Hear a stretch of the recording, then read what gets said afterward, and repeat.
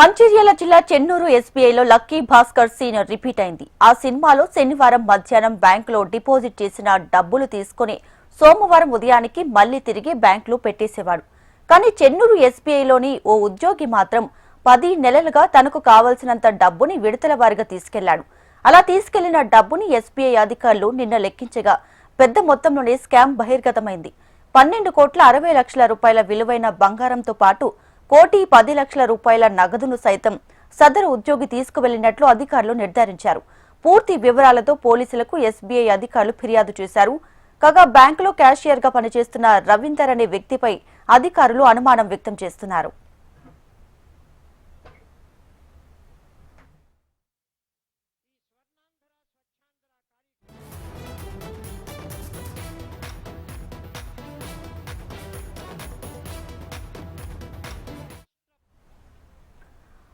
రైట్గా మంచిర్యాల జిల్లా చెన్నూరు ఎస్బీఐలో Lucky Bhaskar scene repeat అయింది. ఆ సినిమాలో శనివారం మధ్యాహ్నం బ్యాంకులో డిపాజిట్ చేసిన డబ్బులు తీసుకుని సోమవారం ఉదయానికి మళ్లీ తిరిగి బ్యాంకులో పెట్టేసేవాడు. కానీ చెన్నూరు ఎస్బీఐలోని ఓ ఉద్యోగి మాత్రం 10 నెలలుగా తనకు కావాల్సినంత డబ్బును విడతల వారీగా తీసుకెళ్లిపోయాడు.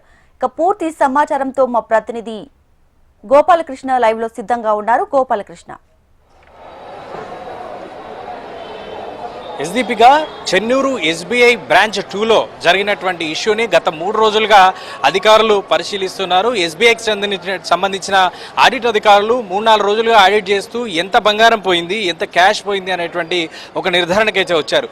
మొత్తం 20 కిలోల బంగారం, అక్షరాల 20 కిలోల బంగారం, 12 కోట్ల 63 లక్షల రూపాయల విలువైన 20 కిలోల బంగారాన్ని ఆ బ్యాంకు నుంచి 10 నెలలుగా మెల్లిమెల్లిగా తీసుకెళ్లినట్టుగా అయితే గుర్తించారు. మరోవైపు 1,60 లక్షలకు సంబంధించినటువంటి నగదు కూడా బ్యాంకులో కనిపించడం లేదు. ఈ వీటిపై పోలీసులకు ఫిర్యాదు చేశారు. పోలీసులు తీసుకున్నటువంటి సీసీ ఫుటేజీలు కావచ్చు, బ్యాంకుకు సంబంధించినటువంటి రికార్డులు కావచ్చు, వీటిపైన దర్యాప్తు అయితే కొనసాగుతుంది. దాదాపుగా 5 రోజులుగా ఈ బ్యాంకులోనే ఉంటూ దాదాపు 24 గంటల పాటు కూడా కొనసాగుతుంది.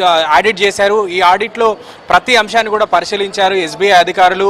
బ్యాంకుకు సంబంధించినటువంటి క్యాషియర్ రవీందర్ పరారులో ఉండడం కూడా తీవ్రమైన అనుమానాలకు లేవనెత్తుతున్నాయని చెప్పుకోవచ్చు. బ్యాంకులో దాచిపెట్టుకున్నటువంటి, బ్యాంకులో గోల్డ్ లోన్ కోసం కావచ్చు, బ్యాంకులో ఉన్నటువంటి లాకర్లో కావచ్చు దాచిపెట్టుకున్నటువంటి బంగారం, దాదాపుగా 90% బంగారం బ్యాంకులో ఉన్నదంతా కూడా దోచుకెళ్లారు. బ్యాంకులో ఉన్నటువంటి అధికారులే ఈ పని చేయడంతో ఒక్కసారిగా విసిపోయేటువంటి పరిస్థితి వచ్చింది. అయితే ఇప్పుడు ఖాతాదారుల పరిస్థితి ఏంటి? బంగారం దాచిపెట్టుకున్నటువంటి వాళ్ళలో చాలామంది, గోల్డ్ లోన్ తీసుకున్న వాళ్ళు, లాకర్లో పెట్టుకున్న వాళ్ళు చాలామంది సెంటిమెంట్గా ఉన్నటువంటి బంగారం నగలు, అంటే తమ వారసత్వంగా వచ్చినవి కావచ్చు, తమ ఇష్టపూర్వకంగా చేసుకున్నటువంటి నగలు కావచ్చు, ఆ డిజైన్ల వారిగా ఉన్న నగల్ని దాచిపెట్టుకున్నారు. ఆ నగలన్నీ 10 నెలలుగా ఒకవేళ తీసుకెళ్లి ఎక్కడో అమ్మేసినా లేదంటే కరిగించినా కూడా వాటిపై కొంత సెంటిమెంట్ రగిలేటువంటి అవకాశం ఉంటుంది. డబ్బు ఆర్బీఐ నిబంధనల ప్రకారం ఖచ్చితంగా ఖాతాదారులకు ఇవ్వాల్సి ఉంటుంది. కానీ ఎక్కడి నుంచి తీసుకొచ్చి ఇస్తుంది ఎస్బీఐ. కానీ బంగారాన్ని విషయానికి వచ్చేసరికి తమ బంగారం ఎలా ఉంది, అలా దొరుకుతుందా లేదా అనేటువంటి ఆవేదన మాత్రం ఖాతాదారులో కనబడుతోంది. మరోవైపు చాలామంది ఎన్నో కష్టాల కూర్చి కొద్దిగా పొదుపు చేసుకునేటువంటి డబ్బు, బంగారం అంతా కూడా అందులో పెడితే తీసుకెళ్లడంతో మొన్నటి నుంచి రోధిస్తూ ఎంతోమంది ఖాతాదారులు అక్కడికి వచ్చి ఏడుస్తున్నటువంటి ఘటనలు కూడా కనబడుతూ ఉన్నాయి. ఇప్పటివరకు ఎస్బీఐ నుంచి ఖాతాదారులకు ధైర్యాన్ని ఇచ్చేటువంటి మాటలు అయితే కనిపించలేదు. మరి ఖాతాదారులకు ఎలాంటి భరోసా కల్పిస్తారనేటిది ఎస్బీఐ ముందుకు వచ్చి చెప్పాల్సిన అవసరం కనబడుతోంది. దీనిపై ఈరోజు ఇచ్చినటువంటి ఫిర్యాదుతో పోలీసులు రంగంలో దిగారు. దాదాపుగా 15 మందిపై కేసు నమోదు చేశారు. అందులో కీలకమైనటువంటి వ్యక్తిగా ప్రస్తుతం పరారులో ఉన్నటువంటి బ్యాంక్ క్యాషియర్ రవీందర్ పైన అత్యధికంగా విచారణ అయితే జరుగుతోంది. తాను ఎక్కడున్నాడు, ఎటు వెళ్ళాడు అనేటువంటి కోణంలో విచారణ చేస్తూ ఉన్నారు.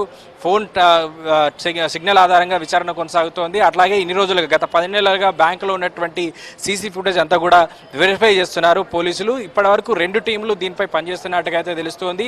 పోలీసులు చేస్తున్నటువంటి విచారణలో 15 మందిపై అనుమానం వ్యక్తం చేస్తున్నారు. దీంతో దాదాపు రవీందర్ అనే వ్యక్తితో పాటుగా మరో 15 మందిని విచారిస్తున్నట్టుగా తెలుస్తోంది. Deepika. Right Gopalakrishna, thank you.